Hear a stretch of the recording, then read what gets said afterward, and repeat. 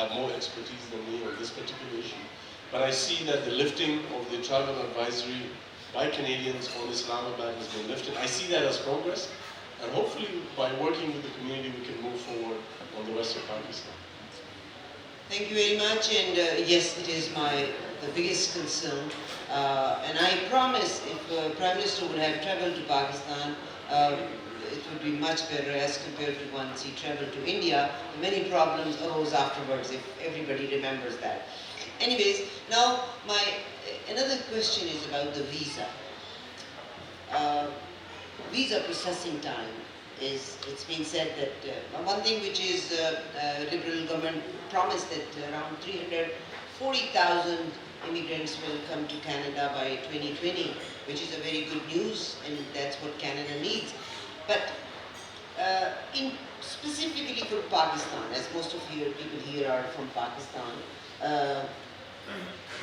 first of all, at the Harbour government, if you remember, our office was removed from Islamabad and it was in England. Now, would you mind if I can ask you about the visa processing time for the Pakistanis? Absolutely. Very good question, very important question for the community. And again, so this is the opportunity I was looking for to take you back to where we were. So here's where we were. We were at a point during the Harper Conservatives. They're the ones that had a very slow wait time, very long wait times for visas, to process visas. Regardless of the decision, whether it's a no or a yes, people had to wait for a very long time to even get an answer. That's what we inherited. The other thing that the Harper Conservatives did, that the Pakistani Canadian community felt, is that it was the Harper Conservatives that banned adoptions of Pakistani children to Canadian families when they were in office. The third thing that they did is, we all know, as members of the community, they introduced two-tier citizenship under Bill C-24.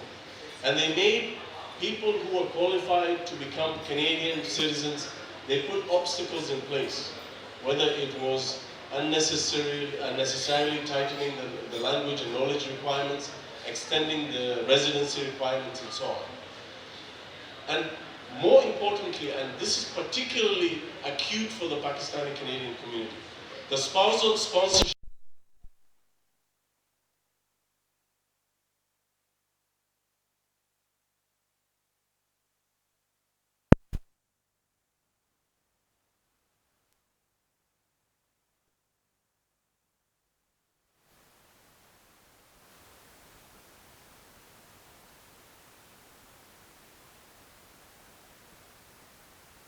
presence in terms of a trade commissioner service in Islamabad. So there was a lot of disengagement by the Harper Conservatives with Pakistan and with Pakistani Canadians. Now, some of the best ways to make a difference and to change frustrations and irritants in the community, as I said, is to, first of all, listen to the community, engage with them. And we have done that. Us sitting at this table and members of our team who are outside of this room, they have taken the time and the humility to listen to this community. And so whether it is from Newfoundland all the way to British Columbia, I have made it a point, as much as is feasible, any place that I go to, I try to also meet with members of the Pakistani community and to hear these stories. And it is as a result of engaging with you that we were able to find out some of these really acute problems. And it is as a result of that that we were able to formulate policies and solutions and benchmarks to try to overcome these issues, not just within immigration, but even outside. You know, I was able to listen to the community in terms of other issues like trade, and we brought, at that time, the Minister of International Trade to come and speak to the community, and I'll tell you what the result of that engagement was. But coming back to immigration, the visa issue, we put together in Immigration, Refugees and Citizenship Canada a Pakistan action plan to see how we can facilitate more travel, more tourism, more business travelers, and more students to Canada, because we need that. Our economy needs that. And it's also a really good way to strengthen people-to-people ties. So the Pakistan Action Plan means better client service, more staff, more resources, and better decision making, more consistency in the decision making. And one of the first things that I did as minister is travel to Abu Dhabi twice and London twice, because that's where the Pakistani files are processed. For Abu Dhabi is the temporary resident visas for Pakistani nationals, both in Pakistan and abroad. And in London is the spousal sponsorship. Now we were able, because of the Pakistan Action Plan and because of the feedback that I got from the community, especially for Pakistani spousal sponsorships, we were able to reduce the processing time for Pakistani nationals who are spouses who are being sponsored to come to Canada from 3 to 4 years to under 12 months. That's huge. So many families were able to be reunited, and many of them will also be able to be removed from the backlog. In terms of the visa process, we're not completely there yet, but a lot of progress has been made. We've seen an 11% increase in the approval of Pakistani visas. So I can confirm that for you. And the same goes for students. 11% increase in the approval rate for Pakistani nationals who want to come and study in Canada. At a time when there has also been an increase in asylum claims and other immigration violations by Pakistani nationals, as is in the region. So this is not just for, we've seen an increase in asylum claims by foreign nationals. That's a fact. Having said that, for low-risk travelers, for people who are genuinely coming to study and visit, we have facilitated. And you can see the approval rates. One of the ways we've been able to do that is to coordinate decision-making between Abu Dhabi and Warsaw, which has some of the files, and to make sure that there is consistency in decision-making on Pakistani nationals and their applications between different visa officers and between different visa offices. And when there is a discrepancy that cannot be justified, we bring in senior management program officers to train those officers to do a better job. And in cases, there was one case that made the media where one officer actually went beyond what is acceptable and had a very culturally insensitive letter to a client. That officer had to be retrained and dealt with, because we have to aim for better client service. In terms of Pakistan adoptions, I have heard from many members of the community who wanted to adopt children from Pakistan. Their stories are very moving. And remember, it was the Harper Service who put it in place. I asked my team and my ministry to do something about that. They moved on that point. But we also need Pakistan as a country to officially send us a signal that they're also ready to once again reopen the Pakistan adoption issue. And we're waiting for them to give us that signal. We have done what we can on our side. Thank you very kindly. And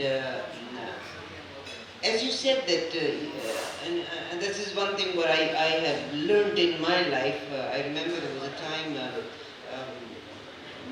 Honorable Jason Canny, he used to come to our office and he was very good in numbers, but I see what I see.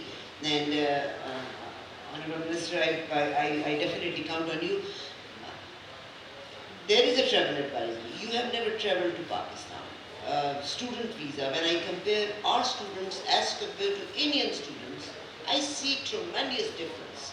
So many students from Indian side come, and then if I compare from the Pakistani, I see tremendous difference. What would you say about that? So, a couple of things I want to say about this, which is a very good point, which again is another sign of progress.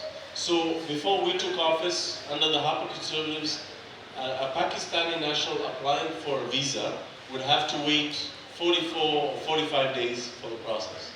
It is now down to 22 days. And we want to bring it even lower. So hopefully we will bring it lower to the global standard. So again, that's progress. Are we at 14 days? No. But 22 days is better than 44 days. And we're getting there, right? Secondly, on students, towards the end of last year, we announced a new initiative for a test pilot program called the Student Direct Stream, which allows, it's an optional program, it allows students who are financially able to deposit some money in a financial institution affiliated with the Government of Canada, and through that get access to an expedited service, because it shows that they're able to support themselves when they come to Canada. At the launch of the Student Direct Stream, the 4 countries that were ready and able to move forward with that were India, China, Philippines, and Vietnam. I'm very happy and pleased to share with you today, as a result of the work of my colleagues and my team, that I can confirm for you today on the record that Pakistan will also now have access to the Student Direct. So, in a short period of time, Pakistani students will have access to that expedited service. So hopefully that will also increase further the approval rates, which have already gone up by 11%. Hold on, for example. Hold on. You'll get a chance. Thank you.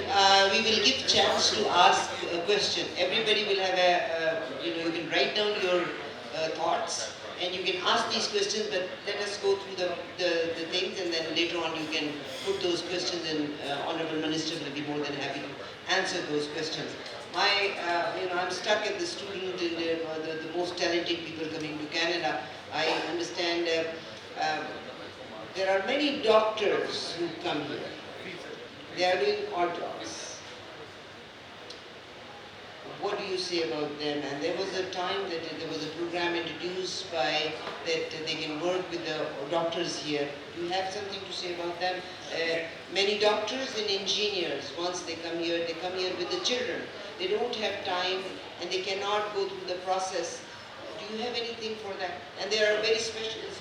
So I will definitely talk about the talented individuals and the skilled immigrants, because as you said, as we have been increasing immigration as a government, the biggest increase in our immigration levels every year is on the economic side. These are people who are coming to fill jobs that are unfilled, but also coming to create jobs. They're bringing highly needed, much needed skills to Canada. And that's actually a really good question, because a lot of times we focus on the visa, but we forget there's many different streams of immigration. And, but even coming back to this, I move to the talented folks. One of the biggest issues around students is promotion. You know, if in many of these countries, if your parents went to study in the UK and your grandparents went to study in the UK, it's very likely that the young generation will also go to the UK. It becomes a family tradition. I remember talking to one of the Minister of Higher Education in one of the countries that I visited. And I said, where did you go to university? He said, Australia. And guess what? A lot of these scholarship programs that were controlled by their government, and a lot of the promotion that he was pushing was towards Australian university, because he went to Australia.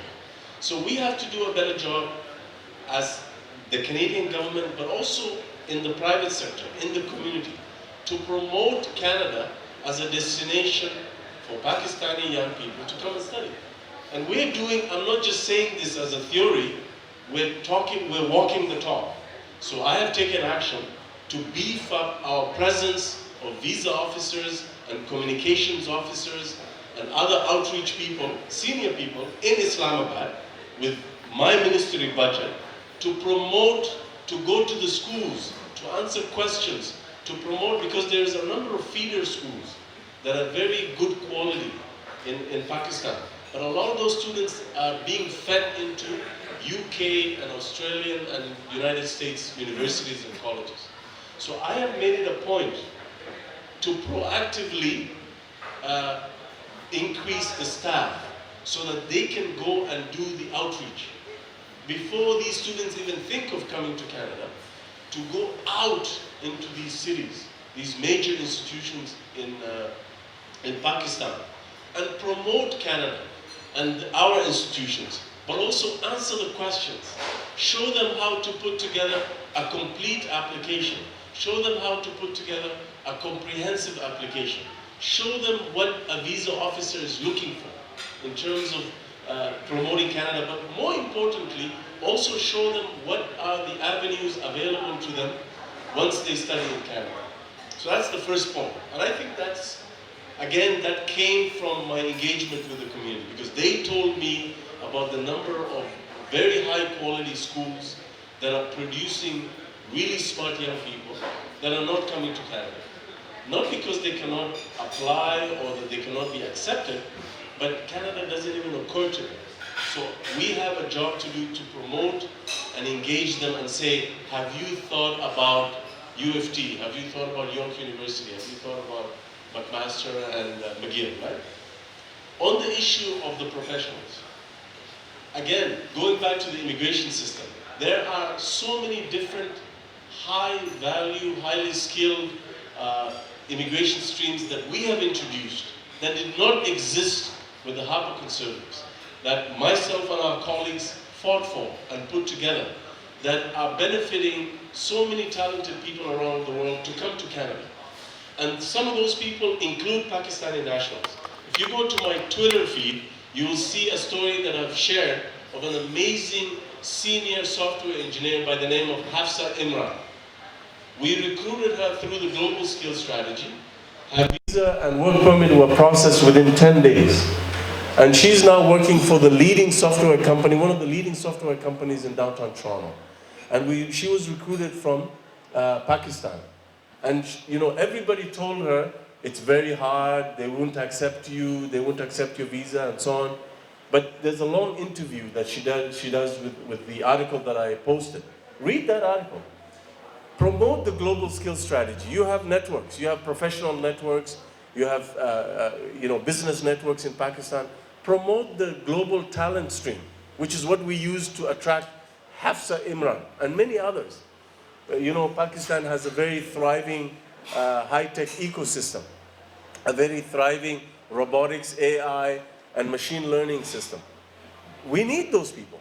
And the global skills strategy, the global talent stream, express entry, the provincial nominee program, all those programs are there to be used. But we need you to promote them in addition to the government of Canada promoting them.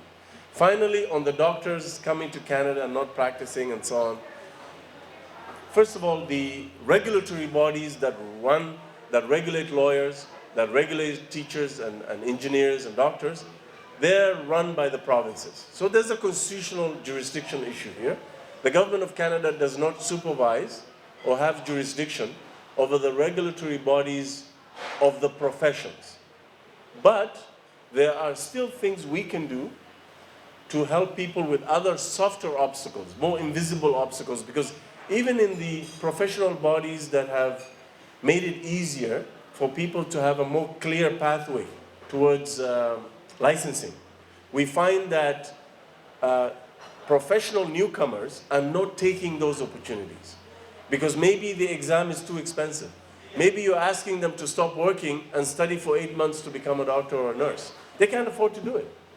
So under Budget 2017, under the leadership of Prime Minister Justin Trudeau, we introduced a comprehensive strategy called the Targeted Employment Strategy for Newcomers.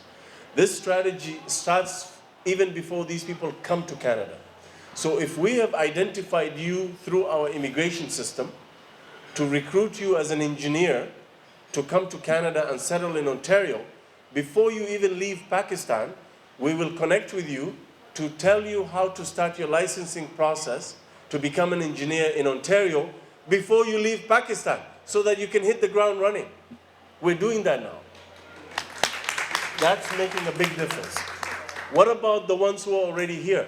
We're giving them loans. We're actually giving them soft loans to give them income support, to pay for the exams, to pay for the books, and to pay for the application fees. Now, let's say they became an engineer. What's the other obstacle? People say, well, you don't have Canadian work experience. We are actually now paying them a paid internship placement in their profession so that they can get that Canadian work experience, so that they can become that Canadian engineer and nurse that we want them to be. And I've seen many, many professionals from all around the world who have benefited from this program. but the program flows through the community organizations.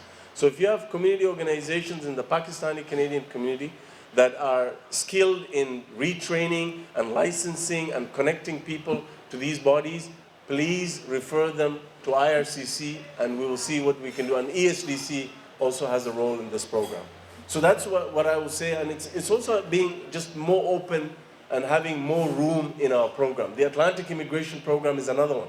I just announced the Rural Immigration Program in January.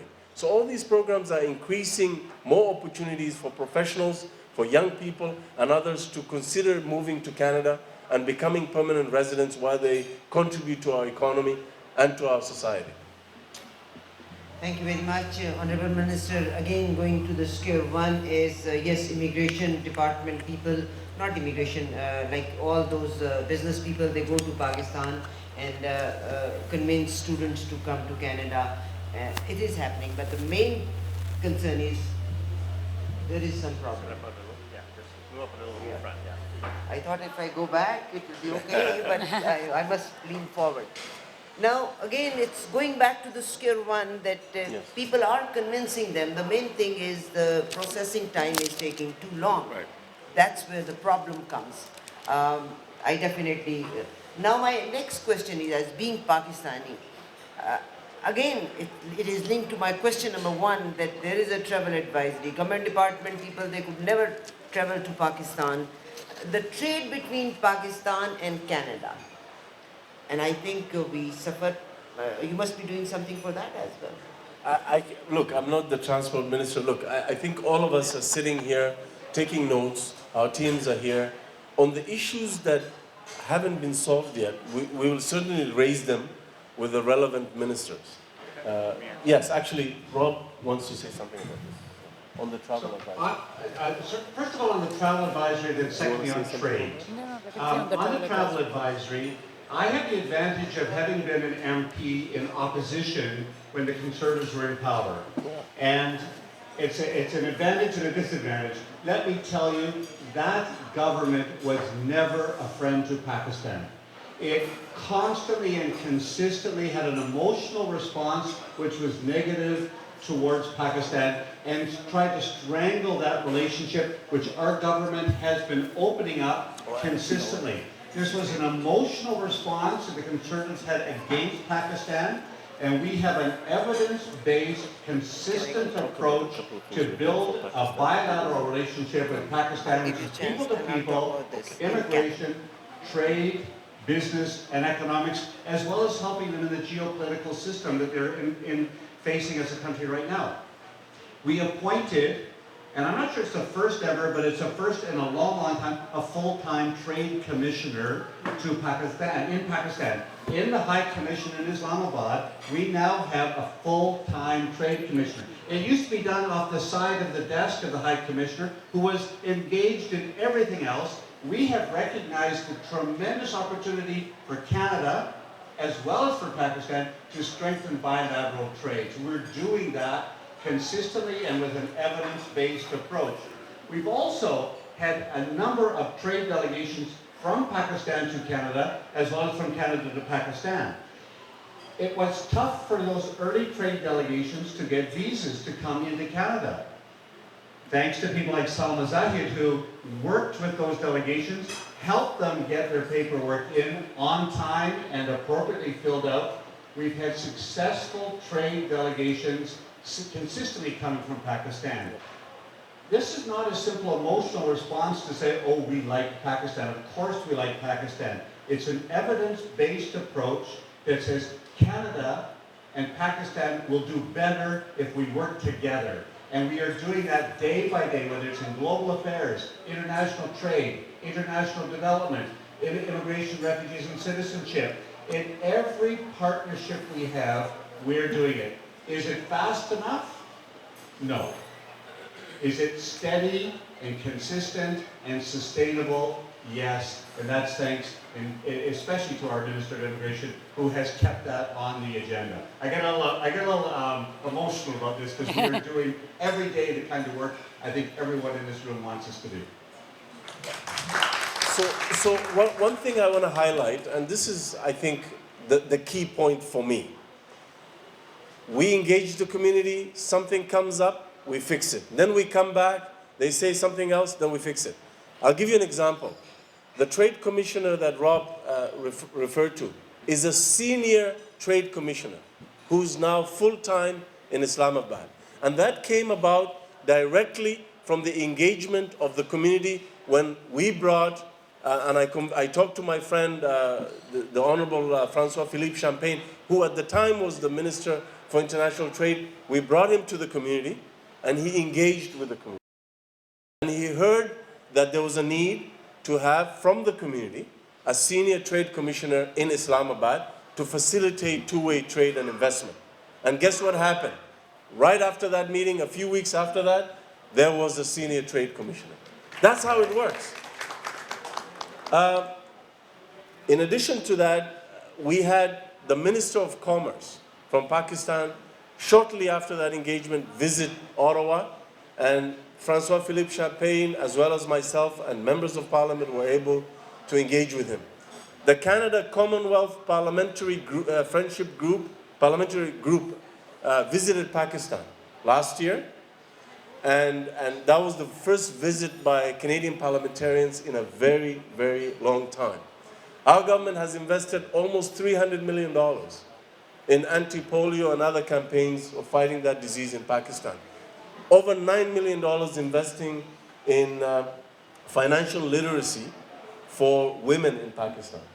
So the engagement has really picked up. If you see the opportunities that would be further brought up by this trade commissioner, but also by the engagement, I think it speaks volumes. And also, our international trade ministry is now the Ministry of International Trade and Diversification.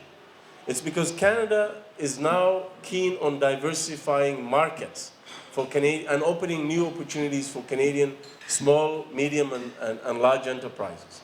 And whatever we can do to diversify our export market, we have a mandate to all work on that. And one of the key countries that comes to mind is Pakistan. 200 million people, a very large middle class, strategic location, and there's a lot of synergy between Canada and Pakistan in terms of the goods and services that we buy from each other.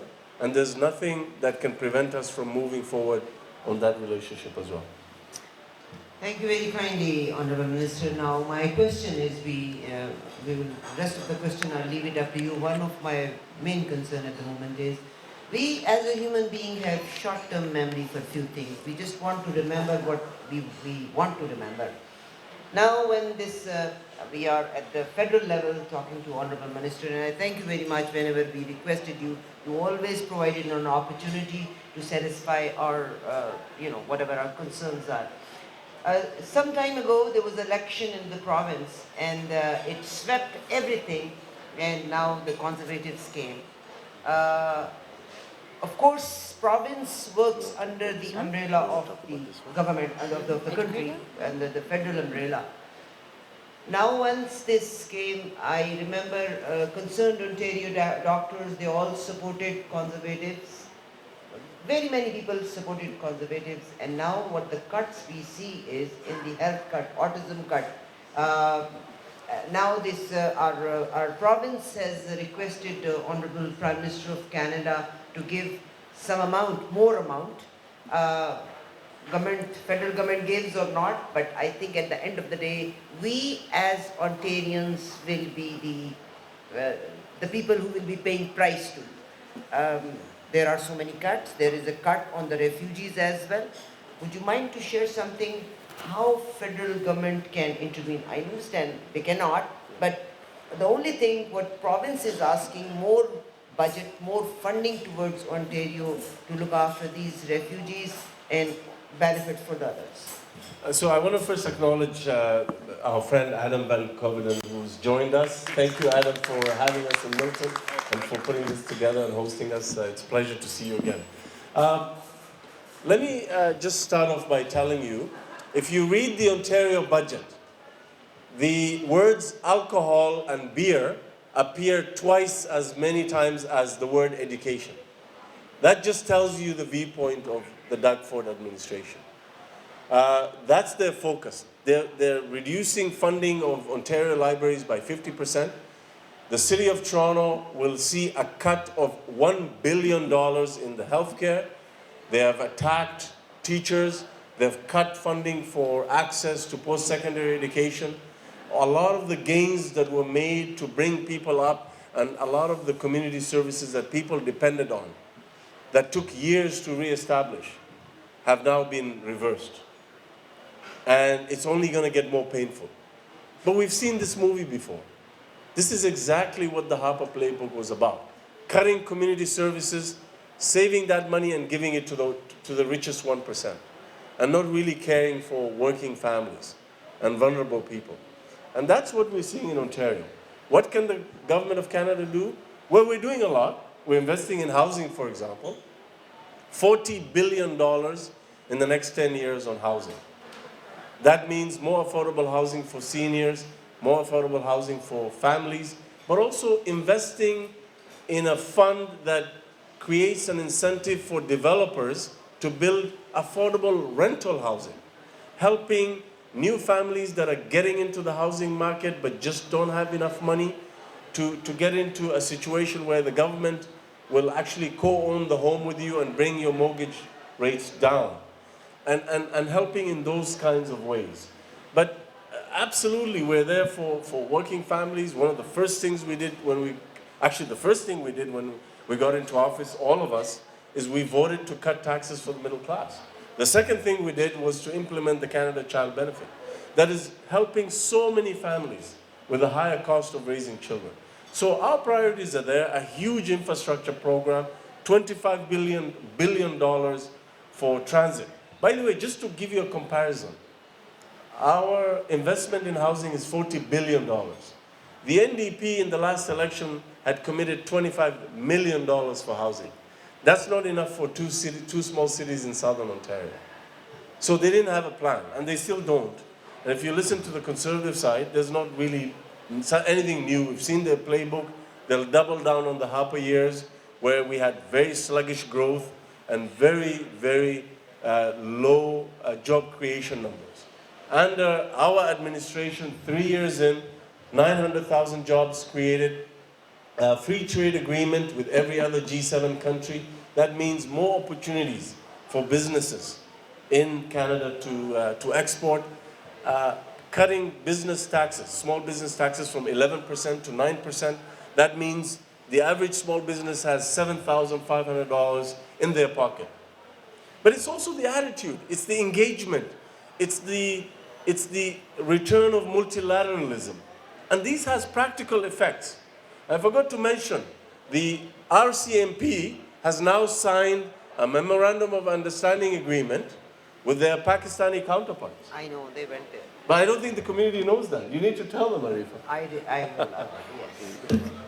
It's a fact that RCMP was there in Pakistan, even the police department, the police chief of Markham, he was there in Pakistan, and it was a very good program. Thank you very much, and I commend. I request everybody be concerned that the way cuts in Ontario, and we are all residents of Ontario, the number of students is gone from 26 to 34, I believe. There are so many other cuts which are going to affect our next generation and those who are in need the most. But thank you very much. Yes, Mohtarama Salman. Abhi, I will just give me 5 more minutes. It's really great to be here among all of you today. Thank you, Minister Hussain, for coming out and sharing some good news and what we have done in the last year and a half. Regarding these cuts on education and healthcare in the last provincial budget, I would like to add a few things. I think we need to invest in our Canadians, and we as a government believe in that investment. I came in politics because I stood up against the Harris government back in 2002 to fight against the cuts on education which were happening. I was a mother of 2 young kids going to kindergarten at that time, and I was protesting at Queen's Park. Now I see those protests again. I hear stories from the parents coming to my office complaining about that cuts in healthcare, cuts for the autism families. It's really heartbreaking to see those mothers coming and telling the stories that the services they need for their autistic kid is being cut. So I think we need to invest in Canadians. In regards, they have cut the free tuition fee for the university students. We, in this budget, have made it the 6-month interest-free for the students so that they don't have income interest, which will save about $2,000 for every student. We have lowered the interest rate on the student grants. So these are some of the initiatives to help the students, because we feel that investing in the Canadian skill development, every Canadian now can accumulate in their lifetime up to $5,000, $250 per year in an account which they can use for upgrading their skills, because we recognize that in order to have competitive jobs, they need to upgrade their skills, and they can even get 4 weeks of EI every 4 weeks, every 4 years, to if they are studying and upgrading their skills, so that they can provide food and other basic necessities of life to their kids. Thank you. Hi, sorry I came in a little bit late. My name is Adam Van Gooverden. I'm the candidate here in Milton for the upcoming federal election. And we're talking about housing and immigration and provincial cuts. And it just kind of struck a chord with me because it's precisely the reason that I got involved in politics. And when I got interested in politics, I was 13 years old. My mother was working in community housing. She was building new co-ops throughout Ontario for a company called Home Starts. And this is when Mike Harris got elected as Premier. And she came home, and there's tears in her eyes that day. I remember talking to her. And, you know, we also grew up in community housing. We were living in a co-op in North Oakville, just down the street. And I understood what the co-op was. And I understood that it was the way that we were able to afford nice things. I was able to go to the canoe club as a youth because my mother had a safe place to live. And we lived in a good community. And community housing really made a big difference in our lives. And my mother was committed to the point where she was also working in the industry, building new co-ops throughout Ontario. But she came home from work that day and she said, I lost my job today. And I said, why? And she said, because the Mike Harris government has cut all provincial funding for new cooperative housing projects. And that's what I do, Adam. I build co-ops in Ontario, and we're not building any more co-ops. And I thought, well, is our co-op going to be in jeopardy? Is where we live going to be in jeopardy? No, I don't care about politics. I'm like 12 years old, right? And my mom says, it could be. I don't know. We don't know at this point. All I know is that they're cutting all the funding for new provincial co-ops in the province. And look, my memory is good. That was 25 years ago, and we're experiencing the exact same thing now. I grew up in community housing with a single mom, but I was able to go to the Olympics because my mom had access to affordable housing and was able to pay for sports and opportunities for her children. The first thing that would have gone, unfortunately, if we couldn't afford that, would be the sports. And then I wouldn't have gone to the Olympics 4 times, and I wouldn't have won medals for Canada. And now that we're experiencing the exact same thing, I just think to myself, how short-sighted are we, and how short is our memory? So we only have to look back 25 years to the Walkerton crisis, when we cut funding to water quality programs in Ontario, and people actually lost their lives. And now we're hearing that $1 billion is being cut from the Toronto public health budget. $1 billion. People are going to lose. There are so many issues that need attention, and I'm very, very fortunate to be in front of you, and thank you very much for the attention today. These issues are ones that I hear about every day at the door. I'm sorry that I was late. I was in the rain knocking on doors all afternoon, and education and the provincial cuts are the #1 things that come up to the at the door, and it's what people want to talk about. So thank you very much for everybody coming today to talk about it. Thank you. As everybody knows that Adam Kayakar, he is an Olympian, and I give the credit to the Liberals that we have a scientist as well as Member of Parliament, that is Mark Arnaud. You all probably know about that. I thank you very much for joining us for that. Now, we will open our floor as well for the other people. We definitely learned that from 44 days, this period of visa that came to 22 days, and now it is going to go even lower, that will be 13 days. Me, as Canadian and then Ontarian, I am concerned this is the year when my son has to apply for the university. Most of the people over here, you are definitely, you're all well-off people, but there are very many people, they cannot afford to send their children to the university. And this is a gift by this government, federal government, to us. I don't belong to any party, but yes, being a resident of Ontario, we are concerned. And of course, this is our question to the Honorable Minister as well. Now, jobs. My last concern is job. Our Honorable Prime Minister Justin Trudeau, he put himself into the hot water by supporting his constituents and helping or just his constituents to not to lose 9,000 jobs by SNC Lavalin. But our growth rate is not very good. Would you mind to share something about that? Jobs? So I think as members of parliament and as folks who've really worked on jobs and making sure that we supported policies to improve the economy, I would really like us to go around the table, because this is a point that we all share. So I want to start with Rob and then go ahead. So jobs. This is where I get, I'm going to ask you for some help on this. And that is because as we look at the record of the last 3.5 years of the Justin Trudeau government, we have had exceptional, record-breaking jobs growth activity. We have dropped the unemployment rate down to the lowest level in 44 years. You look around this whole province, there are buildings being built, there are cranes set up everywhere. You can see the lack of trades, or if anything, is what is causing our construction to go more slowly than it should.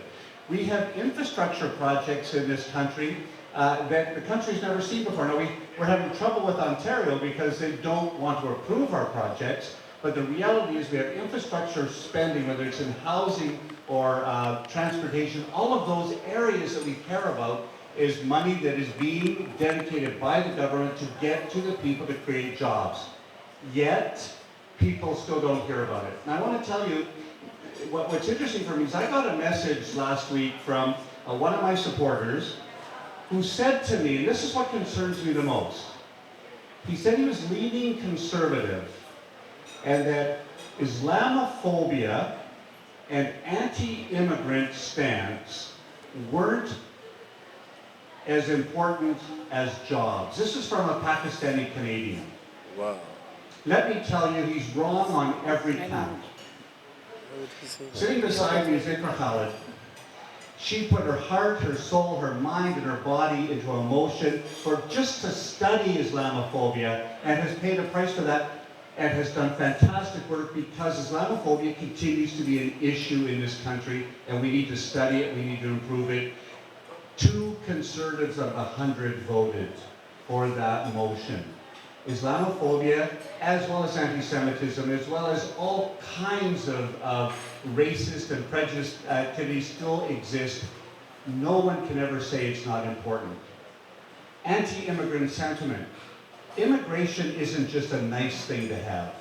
Immigration isn't just about humanitarian or compassionate things. Immigration is an economic matter. We need new Canadians to come in this country. We need tradespeople and professionals. We need students. We need families to be reunited. It's an economic issue. Canada needs more workers. So he was wrong on that count too. And the other parties are not pro-immigrant. The last point he's wrong on is somehow the economy is not sailing under this government. It is. We are creating jobs. We are, wealth is being attracted to this country, and we are exporting at record rates. We now have economic trade agreements with most of the world. We have opened up markets for our companies, and this is a long-term engagement that we're going to do. So I need your help, because somehow it's not getting out there. The economy is doing well, and we can never take a stance against immigration or against issues like Islamophobia, because they all go hand in hand to build a great country.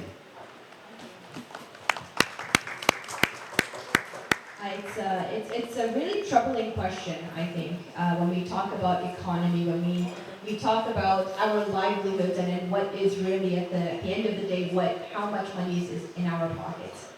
In 2015, when I put my name forward, as did all of my friends and colleagues here, We were standing in an economy that was very shaky, that was very stagnant, where people were genuinely worried and were losing their jobs. They were not able to find jobs. I knocked on doors and met with a lot of youth who just did not know what to do with their degrees, who didn't know how to move forward. There were people that were a little bit older, a little bit more senior, that were losing their jobs and not really finding anything. There were businesses that were struggling. And one thing I've realized over these past 4 years is that Canadians are really smart people. We come from all over the world. And we come here with the intent, with that conviction that we are going to do well for ourselves. Canadians don't need handouts. We don't need to be given something. What we need is what I've discovered is to create that beautiful kind of synergy in which Canadians can thrive. And how have we created that synergy over the past 4 years? Well, we've lowered small business taxes from 11% to 9%. We're now sitting at the lowest small business rates within the G7. We're investing in Canadians so that they can really upgrade themselves in their skills, in trades. We're investing in education of youth. We're investing in Canada summer jobs so that youth can have that experience. We're going abroad to develop trade relationships, to open up new markets for that small business owner that operates here in Canada. I think overall, what we're doing is providing that equality of opportunity. We're providing a wonderful ecosystem for Canadians to thrive, and I think that really is the true nature of what Canadians want. And I really believe that our Prime Minister and all of our colleagues understand it. We work hard for it. And these 900,000 jobs didn't come out of nowhere. I think it's really developing and building that synergy amongst Canadians that has done that. And I can tell you, we'll keep on doing that to ensure that more and more Canadians are successful, are thriving, and in return are making all of our country thrive. Together we can. Thank you very much, Ikra Khalid Sahiba. Now we'll go to the floor and we'll ask your questions one by one. Please introduce yourself and ask your question. Again, thank you very much, Adnan Bashir, for providing this opportunity. Take 3 questions at a time. Okay, we'll take 3 questions as I've been advised, 3 questions at a time, and we'll answer at the same time. Yes, first question. Yes, my name is Sudesh and I'm from Toronto 360 TV. I have a comment and a question. So first of all, how quickly we went into the provincial conversation. How quickly we went into provincial conversation and everybody paid attention on beer and wine. But I think the amount of effort your government had put into legalizing marijuana, people haven't forgotten about it. Now, the question I have, the other comment I have is, I was hoping that 5 months left in your government, you would have come with some data to back your glossy announcements on the visa, on the student, on business, because there's no data that we have seen. 5 months left, and if you come in second term, we hope so, then you would be able to share some data. The question I have is, on the Public Safety Report 2018, although this is not your ministry, but it does affect the immigrants, where you mentioned Shia and Sunni extremism is threat to Canada. And recently, as we learned that Sikh community has been removed from that report. So what would you have to say, and how does Pakistani community should read this report? Thank you. Second question, we will take 3. Second question I will ask. Thank you so much, Apology. Sometimes Canadian embassy refuses to grant visa to businessmen. Were there any special instruction to the embassy? And another quick question, are there still same visa desk for Afghani and Pakistani students? Amir, will take the third question, just Arif Sheikh, please. I will. Next term, hot hogi. Well, thank you, Ahmed, for taking time and coming out. Unfortunately, what I'm taking today is everything is open-ended. No concluded and conclusive information is given to us. Adoption You have given it to the government of Pakistan, Yeah. they never return, so we never be end to it. Student will be announced. Why will be announced? Why not you have a date for it? I announced it. I So announced please it give here. a date. Can we start applying our students from tomorrow? That needs to be done. I remember talking to you that you opened a Pakistan action plan and an office was opened in Warsaw, Poland. Why not in Pakistan? What happened to that office? Why you are not paying attention to that office? When an officer is going from Canada to serve in an embassy or high commission, they are being briefed about the culture, ethics about their country. How a person sitting in Warsaw will know about Pakistan and will process the application there. We need more conclusive information to get.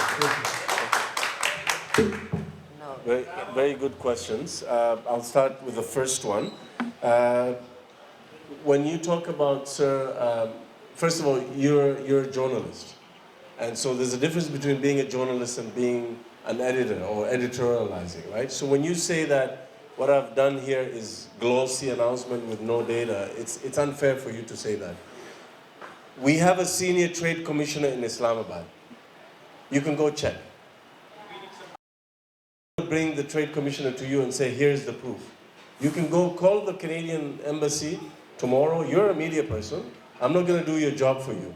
Call them and say, do you have a senior trade commissioner? And if they say no, then come and tell me. But please don't say that I'm coming here and making an announcement without data. Let me finish. I heard you. No, sir, I heard you. Let me finish. So secondly, in terms of the extremism report, it's a very important point. As soon as that came out, the community and the members of parliament engaged the Minister of Public Safety, and within a very short period of time, those references were removed from the report. So the security agencies, which come under civilian oversight, the system worked. It was unfortunate that those terminology were used, but unlike the Harper Conservatives, we listened, we went back to the Minister of Public Safety, and the Minister took action, and those terminologies are no longer in the terrorism report. So I can tell you that, and my colleagues can confirm that as well. For business travelers, this is a really good question. If you know of, and I've said this many, many times, if you know of a business delegation coming, or an academic delegation, and we did this with the artists as well. You remember the Hum TV Awards? I think we were able to facilitate over 90% of those folks.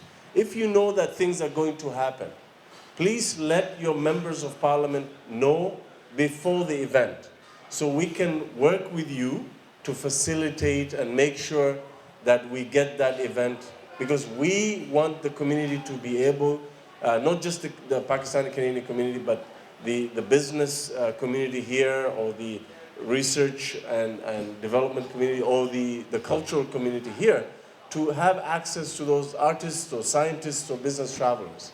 And if there's a way to do that, please let us know ahead of time. It's very difficult to complain after the event has happened. So we have a unit in Immigration, Refugees and Citizenship Canada, which is called the Special Events Unit. If you let us know ahead of time and you give us details about the event, we will make sure that we can be as facilitative as possible, and that the most minimum amount of people are denied who are legitimately coming, so that we can facilitate, because we want those conferences to succeed. In terms of the adoptions, I didn't quite understand your point, sir, but the thing is, when it comes to adoptions, when you're talking about moving children between countries, you have the laws of the country of the birth of the child, and then you also have the laws of the receiving country, and then you also have international law. Because moving children between countries is very sensitive because of concerns around child trafficking and so on. So we have to do our due diligence. So here's what we've done. Adoptions come under provincial jurisdiction. I have engaged the provinces to make sure that they are once again able to have a system in place that has confidence in the adoption process in Pakistan. We've done our due diligence, we've consulted the provinces and territories, we've done our own internal review, so we finished that. But the remaining piece is Pakistan. Pakistan also has to allow those adoptions to resume. We cannot do it by ourselves. It's a bilateral issue. So what I'm saying to you is we have done our part. Now it's up to the Pakistani government to send a signal to us that officially they are willing to resume adoptions from Pakistan. That's a fair point to do and to say, I can't make the government of Pakistan do something. I'm sure you appreciate that. I can do a lot of things, but I can't make the government of Pakistan do something. So we've done our part. Now it's their turn to meet us halfway, and then we can start to reunite families. There's a lot of people who are waiting for their adopted children to join them in Canada. On the issue of Afghanistan, yes, the visa office, we do process Afghani cases. I don't know what the breakdown is. Some go through India and some go through Islamabad. And the presence in Islamabad is being beefed up.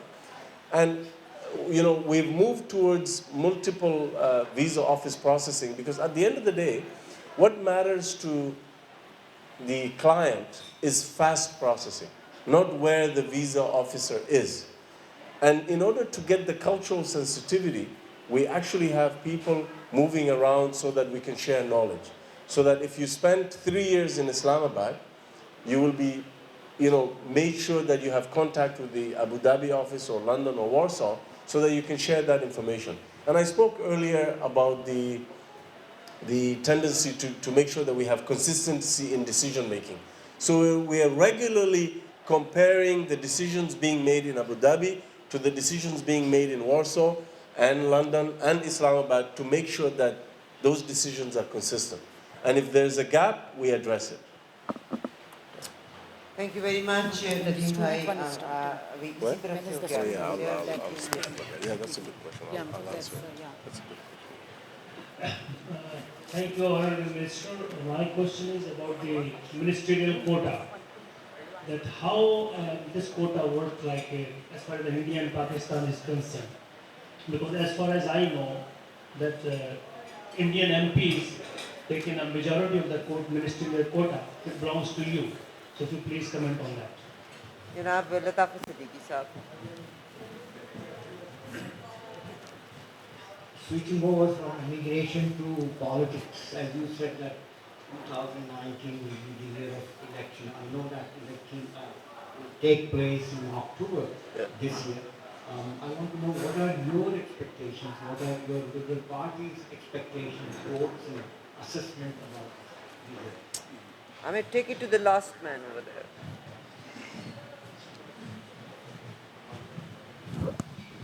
Thank you very much for giving opportunity. My name is Abdur Rauf and I'm a resident of Milton. My question to Honorable Immigration Minister Ahmed Hussain regarding your PNP program 2019. And then I appreciate that you have raised your quota from 5,000 to 10,000 to 17 and this year to 20,000.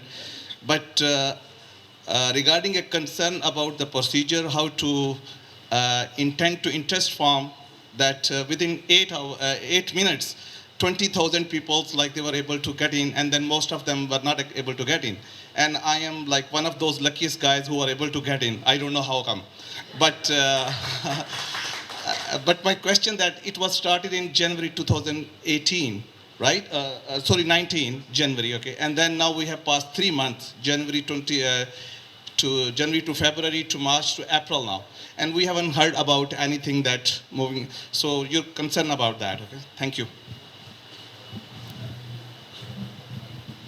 So on the question of what are you liberals expecting in the election and what are your plans, that's a question for all my colleagues, so I'm going to defer to them, and I'll start with Salma this time.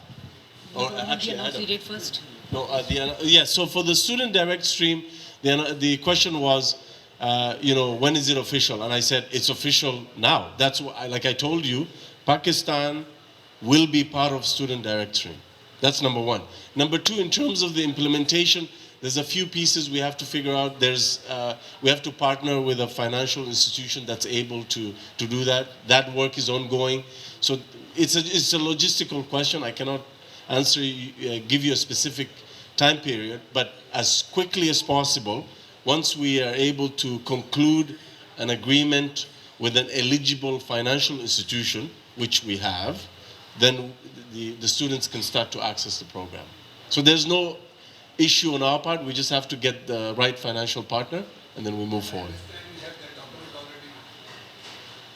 Again, you want me to get into the details of a negotiation that we have with the bank. I'm not going to do that. That's confidential. But all to say is I'm very confident. Let me put it this way. Worst case scenario, if a particular financial institution is not able to do this, we'll go to another one.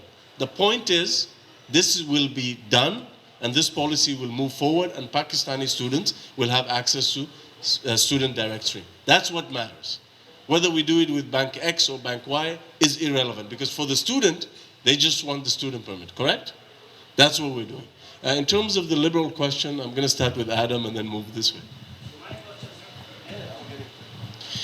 The answer to your question is I expect a lot of hard work. And that's because hard things are difficult. And they're difficult to achieve, and things that are really worth doing take time and energy. So every day in Milton, here with my team, I have a very dedicated group of volunteers. We're knocking on doors and engaging with Miltonians and engaging with Ontarians and Canadians across the country from coast to coast to coast, talking about what they want. Because democracy is all about everybody's voice.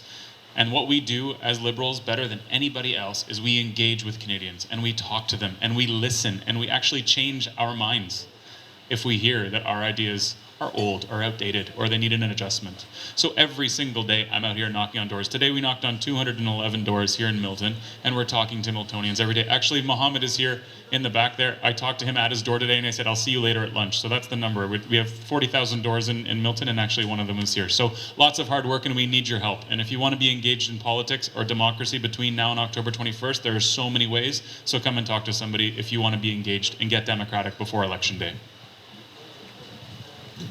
I'll be quick and just add that in the last 3.5 years, we have worked very hard to make life easier for all Canadians. Whether it is seniors, whether it is youth, whether it is middle-class families. I ran in 2015 because at that time, people in my community were scared of the Harper era. Many people felt that maybe they don't belong in this country. We have done our best to build a more inclusive Canada, making the lives of middle-class family more easier. In my riding alone, over 12,000 families have benefited from Canada Child Benefit. Just this, through Canada Summer Job Strategy, over $1.1 million is coming to my riding, which will be creating over 500 jobs for the youth during the summer. Investment into affordable housing, which is one of the biggest issues of the people living in GTA. Was very proud to stand with our Prime Minister when he made the announcement of investing $1.3 billion for the renovation of 58,000 units, which otherwise will not be livable in the city of Toronto. So these are the investments which we have made, and this is what we will go back, and we need your support to let the Canadians know what work we have done in the last 3.5 years and what is at stake in the upcoming election. So I'm not going to repeat what my colleagues have said. I'll add to it, because what they've said I completely agree with.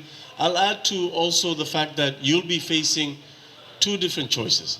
One is to go back to the politics of fear and division, the politics that resulted in C-24, two-tier citizenship in this country.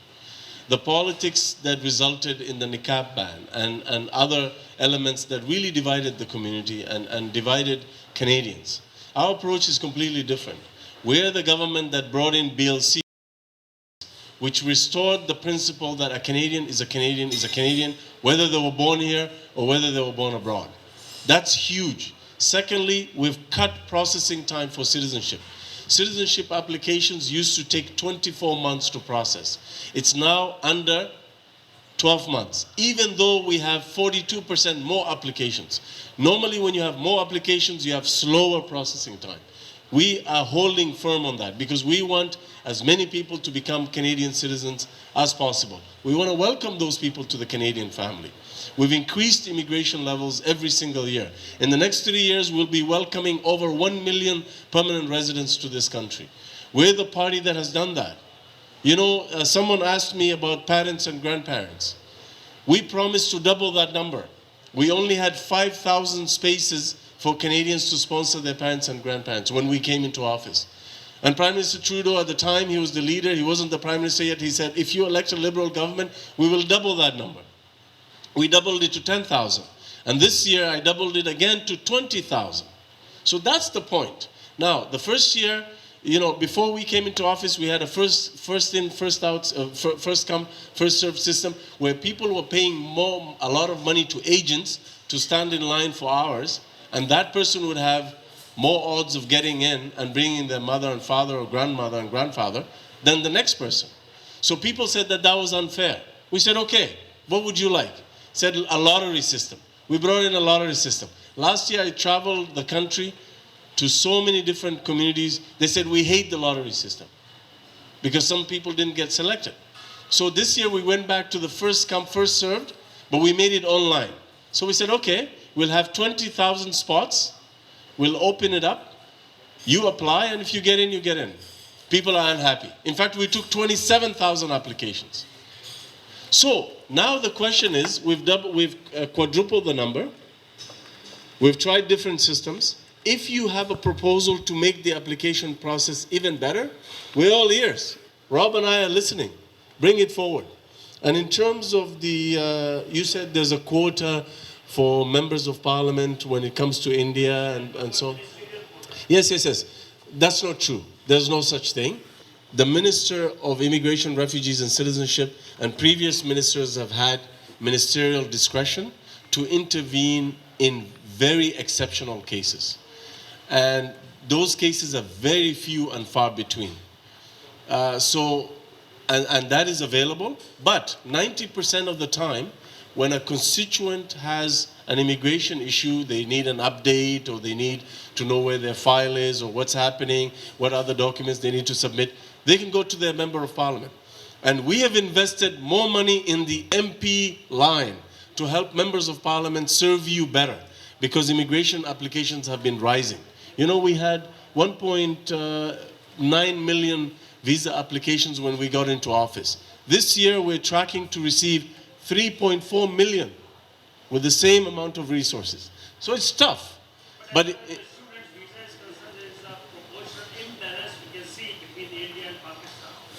well, I talked about SDS. We're working on a number of things. I talked to you about how 11% increase in the approval rate.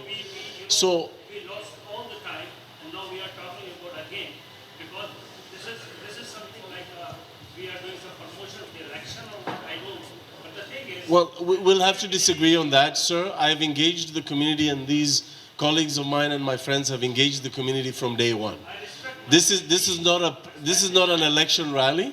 This is a serious engagement with the community, and to suggest that this is just an election promotion, I think really is an insult to the community. Because I've been engaging with this community for a long time, and we've delivered. And are we there yet on everything? No, but it's a process. And believe me, this never happened with the previous guys. So I'm proud of the record that we've had with the Pakistani Canadian community. Have we done everything? No, but we continue to listen. We'll continue to make progress. We have made progress. I've listed to you, and my colleagues have told you about the number of concrete things that have happened. That's not pre-election propaganda. This is real. And this is based on a genuine engagement with the community, based on the feedback that we got. But in terms of the TRPs, as I said, it's based on ministerial discretion. But 90% of the time, the members of parliament can provide you an update. They can provide you on precise information on where your file is and so on. And if there is, we have a human system. If there's the rare time when there is a very unique circumstances where the member of parliament is made aware, we work with them. I have regional desks that work with different members of parliament, and we work with them every day, and we've increased those resources in order to provide you better service. Yes. Thank you. I just want to start by thanking Mr. Adnan Bashir for opening up this forum and for engaging the community, always a wonderful staple and a really dedicated staple in our community, continuing to encourage dialogue such as this. I want to start off by saying how easy it is to end relationships, how easy it is to shut the door on a relationship and move away. And I'm sure all of you have had that personal experience that once you've ended that relationship, how difficult it is for you to go back to that relationship, to try to open up those doors, to try to build upon the trust between the two entities that you're trying to build a relationship with. And I want to characterize Canada and Pakistan in that way. Past 10 years, we saw a shutting of doors.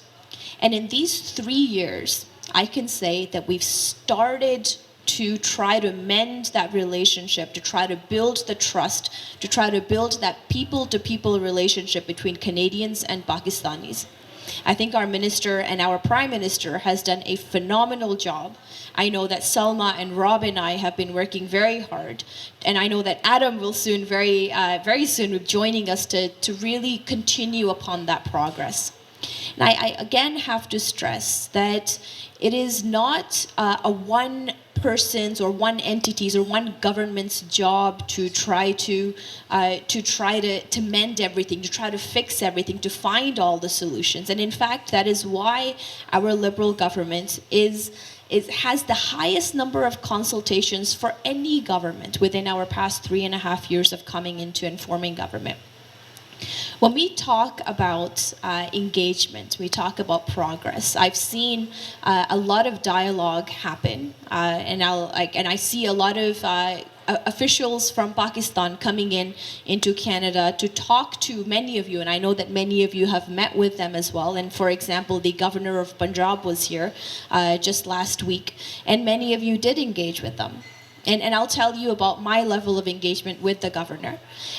When I met with the governor, he came into my office, I had 2 concrete asks of him, and those asks were targeted towards building that people-to-people relationship between Canada and Pakistan. And those 2 asks were, firstly, to make Mississauga and Lahore sister cities, to develop more and more trade locally, to really exchange that culture and heritage between those 2 cities, within those 2 countries, and develop that relationship and develop that understanding and factor that into how we continue to have the review of travel advisories, for example, for a city of Lahore, which is now sistering with a city in Canada, which is Mississauga. The second ask that I made of the governor of Punjab, as he is responsible for universities within the province of Punjab, is to now start engaging in and develop a student exchange program between the University of Toronto and Mississauga, which is in my riding, and any university in Punjab as well.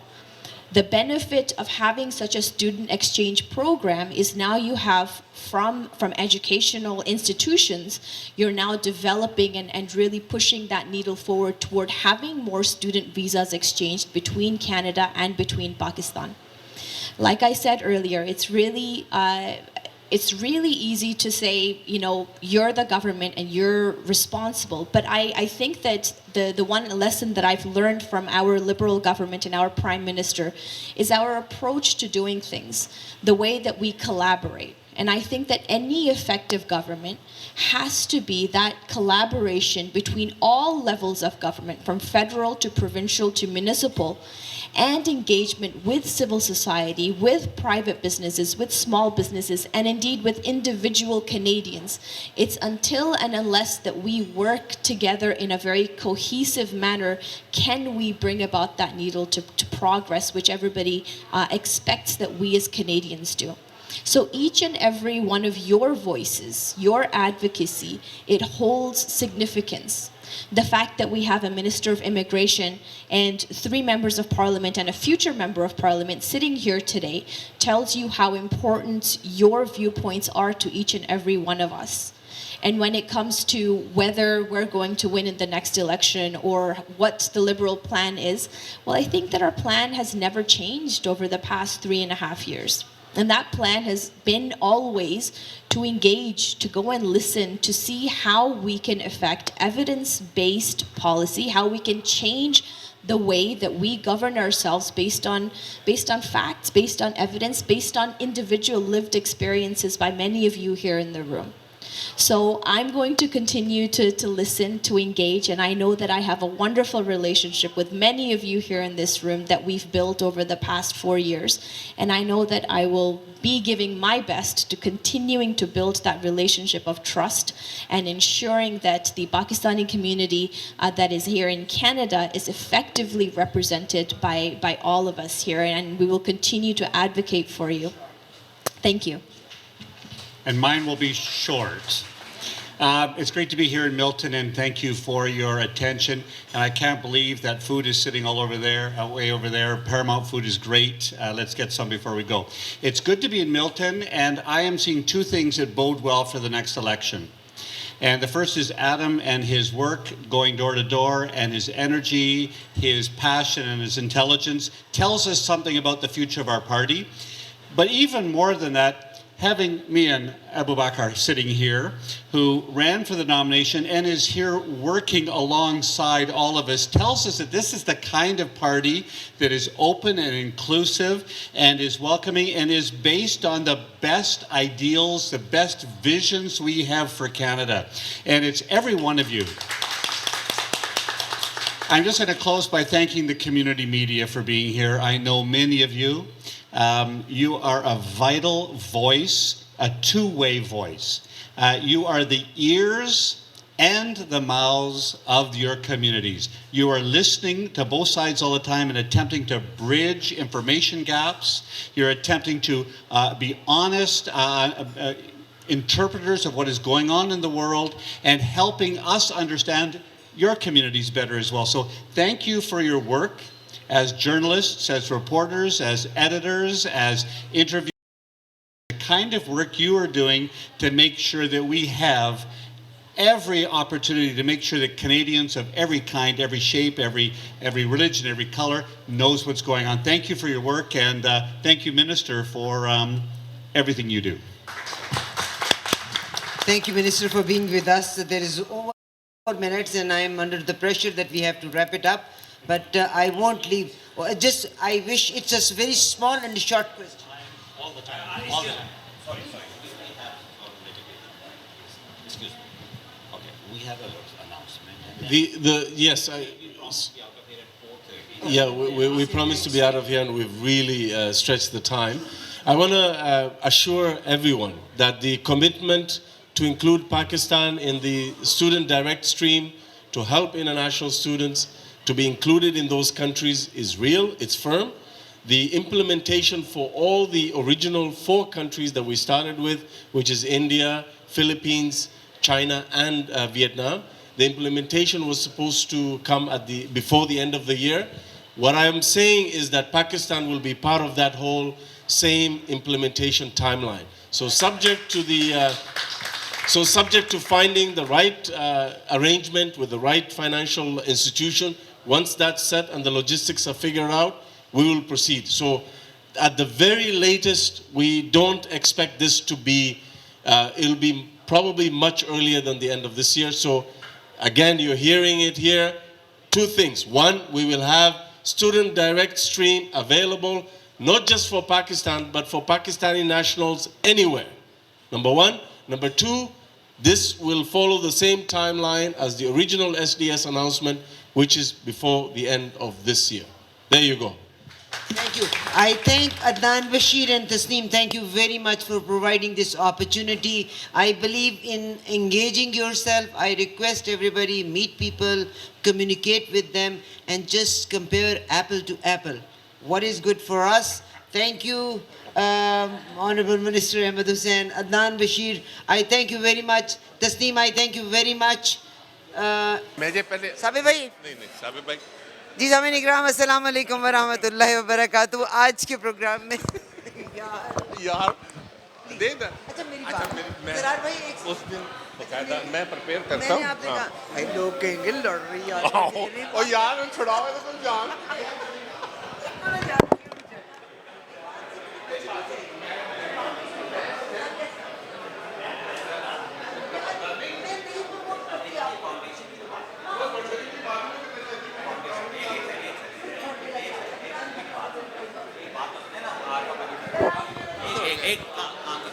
आपको मैं खुदा एक second ना मेरी बात तो सुनो यार, मेरी बात सुनो।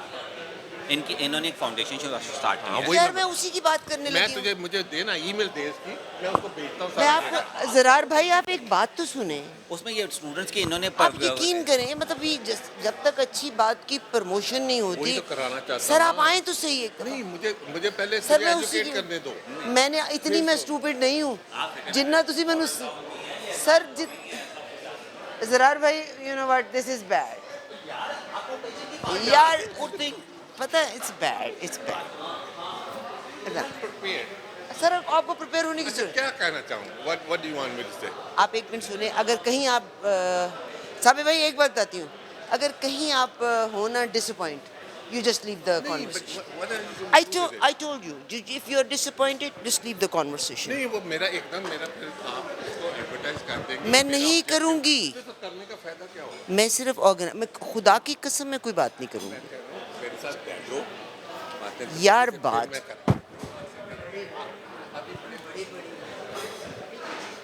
मैं आपका इनपुट लेना चाहता हूँ।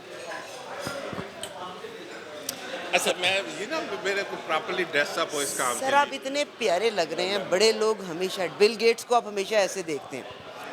जी साहब अस्सलाम वालेकुम वरहमतुल्लाह। जलील हो, ऑन है, ऑन पहले ही है, मुझे पता है। अस्सलाम वालेकुम। What can I do for you, man?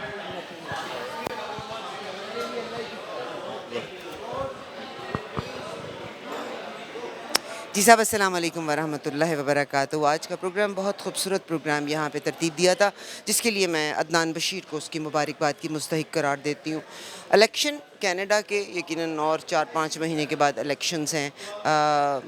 हम तमाम लोगों को सिर्फ इतना कहते हैं कि जो भी आपके इलाके में या आपके एरिया का जो मेंबर पार्लियामेंट है या जो नॉमिनी है या जो कंटेस्टेंट है, आप उनको मुलाकात करें, sit down with them, talk to them, और अपनी ज़ात के गिर्द मत घूमिएगा। देखिएगा as Canadian what is in it for us. हमारा अलमिया ये है कि देयर आर मेनी टाइम्स हम सिर्फ ये सोचते हैं what is in it for me. Just look at it, what is in it for us, because together we can make a difference. आज के प्रोग्राम में यकीनन तमाम जर्नलिस्ट यहाँ पर मौजूद थे, अखबारों वाले लोग मौजूद थे यहाँ पे।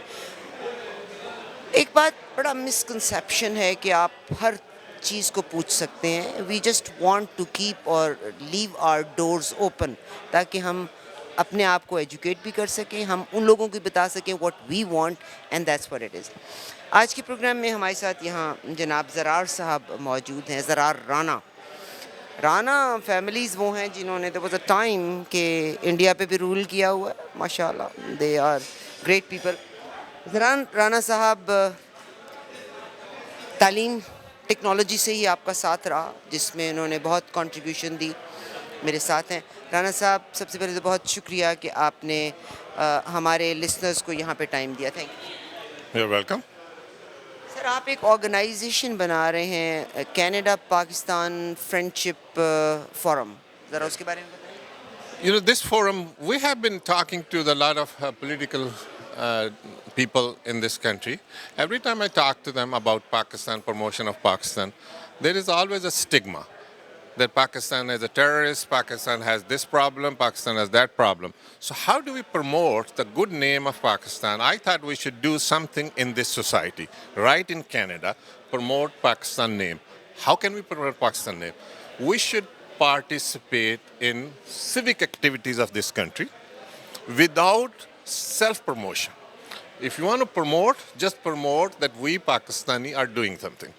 So what we have decided, we have few of our friends, they all contribute quite a bit every year to various systems and donations and charities. We said that we should collectively make an effort to distribute some funds to the right places where we get a good visibility of Pakistan name. So one we did, we just gave 5 scholarships to Ryerson College for the young students to start. So they added 5 more. So there are total scholarship for 5 years we're committed to Ryerson College.